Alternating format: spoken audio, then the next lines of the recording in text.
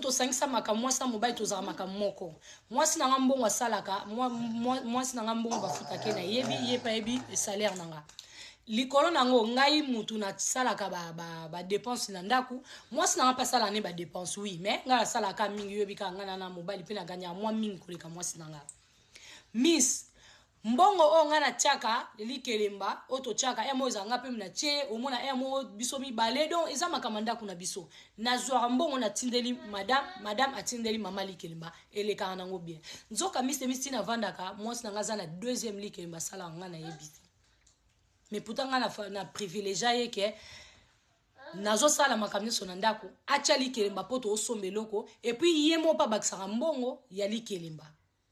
Miss de Miss Mukonsuto vandi to komi presque pemena rolia likelemba na biso mama likelemba benga lobi yaya il faut oya kozwa mbongo naza awa na bank